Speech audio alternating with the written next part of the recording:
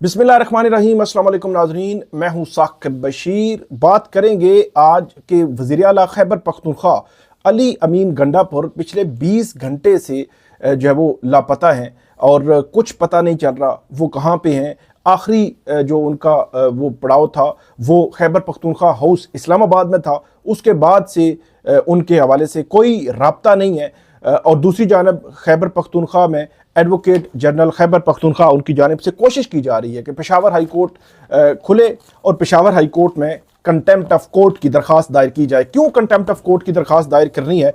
Peshawar high court ने कौन सी जमानत दी थी जो अली अमीन गंडापुर को और उसके बाद उनकी गिरफ्तारी नहीं की जा सकती थी? इस पे तफसील के साथ बात करेंगे कि क्या आज छुट्टी के रोज़ पेशावर हाई कोर्ट खुलेगी, इस पे बात करते हैं। और इसके अलावा एक जो सूरत हाल है कि पीटीआई का जो एहतजाज था उसके तनाजुर में क्या अपडेट है, क्या सूरत हाल है डी चौक या बाकी जगहों पे, और क्या ये चीज़ें आगे बढ़ सकेंगी? क्योंकि रात को जो पीटीआई की सियासी कमेटी थी उसमें फैसला किया गया था कि ये जो एहतजाज है ये ख़त्म नहीं किया जाएगा। और दूसरी जानब पीटीआई की जानिब से जो एमएलएज़ हैं, सेनेटर्स हैं, उनको इस एहतजाज में आने की भी इजाज़त नहीं है और हदायत हैं कि वो इस एहतजाज का हिस्सा न बने।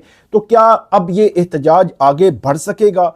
क्या तादाद वो जो है वो आ सकेगी? इस पे जो है वो बात करेंगे कि मजमूई सूरत हाल जो है वो जुड़वा शहरों में क्या है और सूरत हाल किस तरफ जा सकती है। आज 2 बजे जब हम ये वीडियो कर रहे हैं तो 1:45 हैं। थोड़ी देर बाद खैबर पख्तूनख्वा जो सूबाई असम्बली है वहाँ उसका इजलास बुलाया गया है, जिस इजलास में खैबर पख्तूनख्वा हाउस में जो कल तोड़ फोड़ हुई वज़ीर आला खैबर पख्तूनख्वा के लापता होने के हवाले से, वो बात उस पर जो है वो बात करनी है। ये कार्रवाई का हिस्सा है।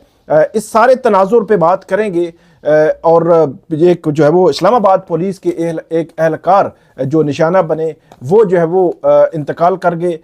उनका नमाज जनाजा थोड़ी देर पहले जो है वो पढ़ा गया और ये जो वज़ीर दाखिला हैं मोहसिन नकवी, उनकी जानिब से बात भी की गई। इस पे सबसे पहले हम शुरू करते हैं वीडियो। आप हमारे साथ रहिएगा, हमारा यूट्यूब चैनल सब्सक्राइब कर लें, बेल आइकन का बटन प्रेस कर लें ताकि जब भी हमको वीडियो अपलोड करते हैं तो फ़ौरन उसका लिंक आपको मिल जाया करे। सबसे पहले हम बात करते हैं वज़ीर आला खैबर पख्तूनख्वा अली अमीन गंडापुर उनके लापता होने के हवाले से कि 20 घंटे से वो लापता हैं। उमूमी तौर पर आम जो है वो लोगों को उठाया जाता, लापता किया जाता, फिर वो बाजियाब होते, कुछ ज़्यादा देर लापता रहते। बलूचिस्तान के लोग लापता, खैबर पख्तूनख्वा या इस्लामाबाद से या पंजाब से पीटीआई के लोग भी उठाए जाते रहे, वापस आते रहे। लेकिन अब की बार कोई आम बंदा नहीं, कोई मेंबर कौमी असम्बली नहीं, जो सूबाई असम्बली नहीं, बल्कि एक वज़ीर आला जो है वो सूबे का एक वज़ीर आला, मुंतखब वज़ीर आला जो है वो लापता हुए हैं। आज अगर खैबर पख्तूनख्वा के वज़ीर आला, मुंतखब वज़ीर आला लापता हुए हैं और उस पर जो है वो हुकूमत जो है वो खामोशी है, या ये समझा जा रहा है ठीक है ये वक्त भी इसी तरह गुजर जाए, और कल अगर जो है वो पंजाब के, बलूचिस्तान के, सिंध के वज़ीर आला अगर लापता हो गए तो फिर भी क्या खामोशी ही होगी? तो बहुत बड़ा सवालिया निशान है एक जो है वो एक सूबे के मुंतखब वज़ीर आला की लापता होना। जो मोहसिन नकवी हैं, वज़ीर दाखिला हैं, वो रेलेवेंट पर्सन है इस हवाले से। थोड़ी देर पहले जब एक इस्लामाबाद पुलिस के एहलकार, जिनके हवाले से इस्लामाबाद पुलिस ने ये बताया है कि वो जो है वो इंतकाल कर गए ड्यूरिंग जब ये टीयर गैस हो रहा था और तसादम हो रहा था। और इस्लामाबाद पुलिस ये इल्ज़ाम लगा रही है पीटीआई के वर्कर्स पर कि उनके तशद्दुद की वजह से इसका जो है वो पुलिस एहलकार जो है वो उनका इंतकाल हुआ है। अब इसमें सिचुएशन क्या है वो जो है वो बाद में पता चलेगा। पुलिस की जानिब से कुछ मुकदमात भी दर्ज किए जा रहे हैं। वफाकी हुकूमत का जो मौक़िफ़ है, पहली दफ़ा जो रिकॉर्ड पे आया है कि वफाकी हुकूमत क्या कह रही है। अली अमीन गंडापुर जो इस्लामाबाद के खैबर पख्तूनख्वा हाउस में थे और वहाँ से वो लापता हुए 20 घंटे गुजर चुके हैं और 20 घंटे बाद पहला मौक़िफ़ वफाकी हुकूमत का। कहते हैं वफाकी वज़ीर दाखिला मोहसिन नकवी कहते हैं कि वज़ीर आला खैबर पख्तूनख्वा हमारी हिरासत में नहीं है, वज़ीर आला खैबर पख्तूनख्वा किसी इदारे की हिरासत में भी नहीं है। छापे से पहले अली अमीन गंडापुर भाग गए थे। अली अमीन गंडापुर खैबर पख्तूनख्वा हाउस में भी नहीं है। अली अमीन गंडापुर भागे हुए हैं, हिरासत में नहीं है और इस्लामाबाद पुलिस भी उनको ढूंढ रही है। ये बात उन्होंने की है, काफ़ी करख्त लहजा है, अल्फाज का चुनाव जो है वो को दुरुस्त नहीं लग रहा कि खैबर पख्तूनख्वा हो जो के वज़ीर आला हैं वो भाग गए। कुछ ज़्यादा सख्ती लग रही है अल्फाज की। मेरा ख्याल है एहतजाज, पुरअमन एहतजाज, प्रोटेस्ट जो है वो ये आइन इसका हक देता है। अगर आपने इजाज़त ना दी हो फिर भी ये जो लोग हैं, जो पब्लिक है, जो प्रोटेस्ट करने के लिए आते हैं, ये भी पाकिस्तानी हैं। ये जो तनसीबात हैं, जगह हैं, खैबर पख्तूनख्वा है, ये भी पाकिस्तान के हिस्से हैं और इसी तरह पुलिस भी इसी मुल्क की है। तो इसलिए ये जो करख्त लहजा मेरा ख्याल है सूरत हाल को दुरुस्त सम्मत नहीं देता कभी भी। इसीलिए जो आपने एक वज़ीर आला के हवाले से जब बात हो रही है तो इस किस्म का सख्त लहजा मेरा ख्याल में मुनासिब नहीं है। उसको इसमें जो गवर्नमेंट है उसकी तो जो तशवीश होनी चाहिए थी कि यह कितनी तशवीशनाक सूरत हाल है कि एक वज़ीर आला को आपने, इसका मतलब यह है कि कल अगर प्राइम मिनिस्टर जो है वो लापता हो जाए तो उसके हवाले से भी यही बयान होगा और बाकी सूबों के वज़राए आला अगर लापता हो जाएं फिर भी यही बयान होगा। अगर कोई वफाकी वज़रा अगर लापता हो जाएं फिर भी यही बयान होगा। क्या बाकी को जज लापता हो जाए तो फिर भी यही बयान होगा। तो ये चीज़ें जो है वो मेरा ख्याल है इस पर बजाय इसके कि इस चीज़ को इस एंगल से देखा जाए कि कितना तशवीशनाक है कि एक जो है वो रिप्रेजेंटेटिव है, नुमाइंदा है और पब्लिक को रिप्रेजेंट कर रहा है और पब्लिक पूरे सूबे की जो पब्लिक है उसने अपना रिप्रेजेंटेटिव बनाया है और उसके हवाले से ये बात जो है वो हुकूमत किस तरह सोच रही है कि इस्लामाबाद पुलिस भी ढूंढ रही है और वो जो है वो भाग गए थे। तो ये एक मेरा ख्याल है लहजा, अल्फाज, ये जो है वो सख्ती ये को दुरुस्त नहीं है। इस पर तशवीश होनी चाहिए थी वफाकी हुकूमत को और तशवीश होने चाहिए कि कल उनके साथ भी ये हो सकता है, आज किसी और के साथ हुआ है तो ये चीज़ें जो है वो जेब नहीं देती। इसमें पेशावर हाई कोर्ट में जो एडवोकेट जनरल हैं खैबर पख्तूनख्वा के, उन्होंने आज पेशावर हाई कोर्ट में सुबह सुबह गए हैं और पेशावर हाई कोर्ट से रजू किया है और पेशावर हाई कोर्ट के जो चीफ जस्टिस हैं उनको रजिस्ट्रार के ज़रिए ये पैगाम दिया है कि वो तौहीन अदालत की दरख्वास्त लेकर आए हैं।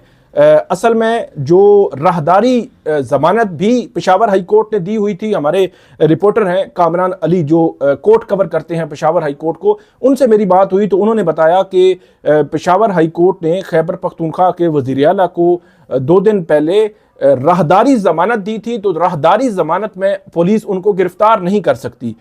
इसी तरह उनको जो है वो हिफाजती ज़मानत भी दी गई थी। तो ये जो ज़मानत है, इस ज़मानत के होते हुए उनका लापता होना, गिरफ्तार होना या ये जो एक अजीब सी मुतज़ाद आ रहा है, तो इस तनाजुर में तौहीन अदालत की दरख्वास्त दायर की जा रही है। कोशिश है खैबर पख्तूनख्वा के वकला की या उनके एडवोकेट जनरल खैबर पख्तूनख्वा की जो ILF के वकला हैं उनकी कि पेशावर हाई कोर्ट आज छुट्टी के दिन खुले, क्योंकि ये एक नॉर्मल मामला नहीं है बल्कि एक सूबे के वज़ीर आला, एग्जेक्टिव जो हेड है सूबे का, वो लापता है। एक नॉर्मल सिचुएशन नहीं है। छुट्टी के दिन पेशावर हाई कोर्ट खुले और केस सुने और फैसला करे, ऑर्डर करे।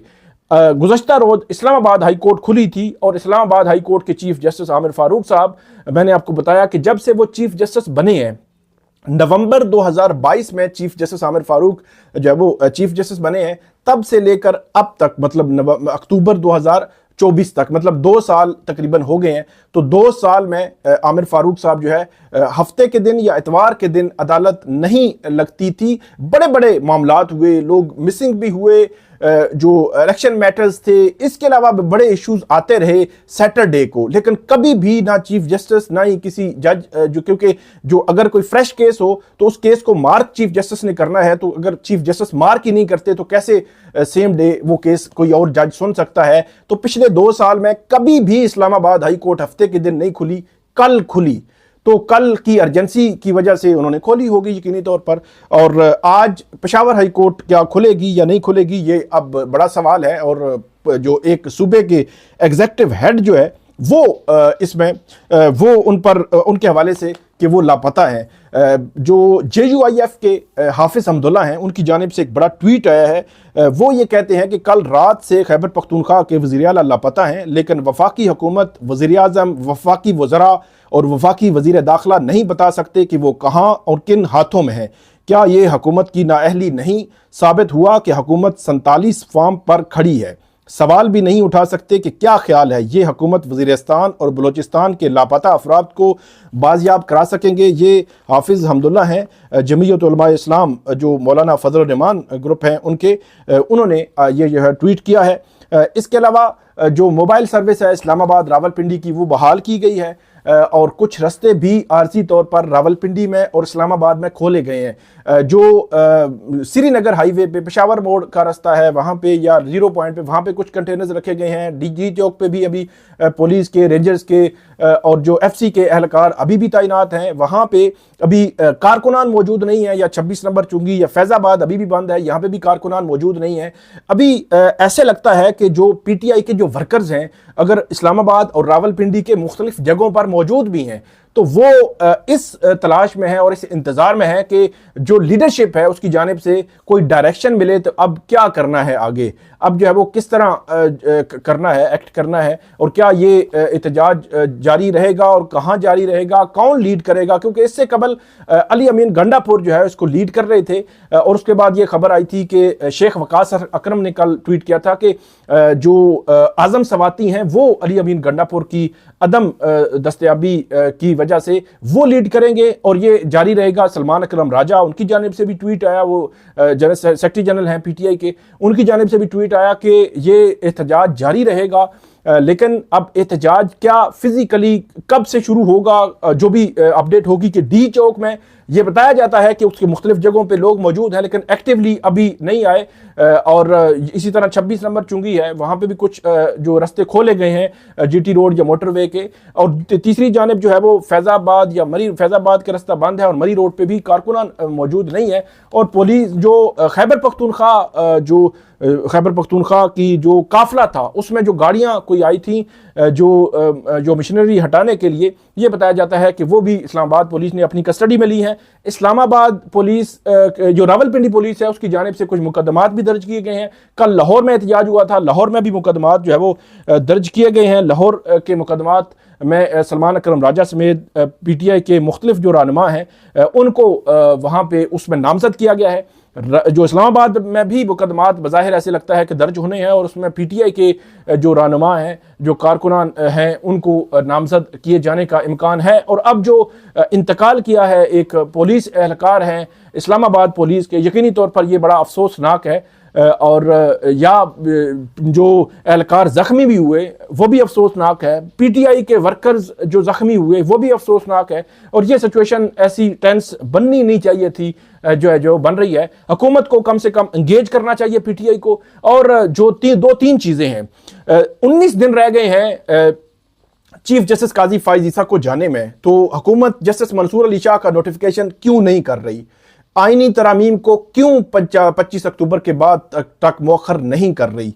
हुकूमत जो है वो क्यों जो है वो इंगेज नहीं कर रही PTI को? जब अभी रिसेंटली जो सऊदी एक वफद भी आना है, फिर उसके बाद SCO शंघाई तावन तंजीम का इजलास होना है, तो इतनी अहम इंगेजमेंट्स हैं पाकिस्तान में और मुल्क के लिए ये जो मामलात हैं, तो हुकूमत को उनसे बात करके चीज़ें डिले करवा देनी चाहिए। और मेरा ख्याल है अगर जस्टिस मंसूर अली शाह जो है उनका नोटिफिकेशन हो जाए, आईनी तरमीम वाला मामला मौखर हो जाए, तो वो भी एग्री हो सकते हैं, मेरा ये ख्याल है। क्योंकि उनके जो ग्रीवियंस यही हैं, उनको खदशा है कि आईनी तरमीम हुकूमत करेगी। अच्छा, एक चीज़ मैं आपको बता दूं जिस पे ज़्यादा बात है कि आईनी तरमीम के हवाले से एक नुक्ता बड़ा इंपॉर्टेंट है कि एक आईनी अदालत बनेगी और किसी भी सियासी जमात पर पाबंदी लगाने के लिए वो आईनी अदालत के पास इख्तियार होगा कि वो रेफरेंस हुकूमत भेजेगी, वो पाबंदी लगनी है या नहीं लगनी। तो PTI के सलमान अकरम राजा ये बारहा कह चुके हैं कि हमें यह खदशा है कि हुकूमत अपना चीफ जस्टिस लगाएगी और हुकूमत अपने जज लगाएगी आईनी अदालत में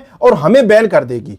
तो मेरा ये ख्याल है कि ये जो चीज़ें हैं इनको जब तक आप एड्रेस नहीं करेंगे तो ये जो तसादम की सूरत हाल है, एहतजाज की सूरत हाल है, ये जो है वो ख़त्म मुझे होती नज़र नहीं आती। और ये ख़त्म अगर नहीं होती, ये मुल्क के मफाद में इसलिए नहीं है क्योंकि अगले 2 हफ्ते जो है वो शंघाई तावन तंजीम का इजलास होने जा रहा है या बाकी जो इंगेजमेंट्स हैं हुकूमत की, रियासत की, स्टेट की, तो इसलिए जॉइंटली ये एंगेजमेंट होनी चाहिए। एंगेज करके गवर्नमेंट को इसमें अपना रोल प्ले करना चाहिए। और आखिरी बात कि आज का खैबर पख्तूनख्वा असम्बली का इजलास बहुत अहम है, वहाँ बड़ी अहम तकारीर और करारदाद जो है वो मंजूर हो सकती है। ये थी अभी की अपडेट। उम्मीद है आपको पसंद आएगी। इससे फीडबैक दीजिएगा, कमेंट कीजिएगा। बहुत शुक्रिया।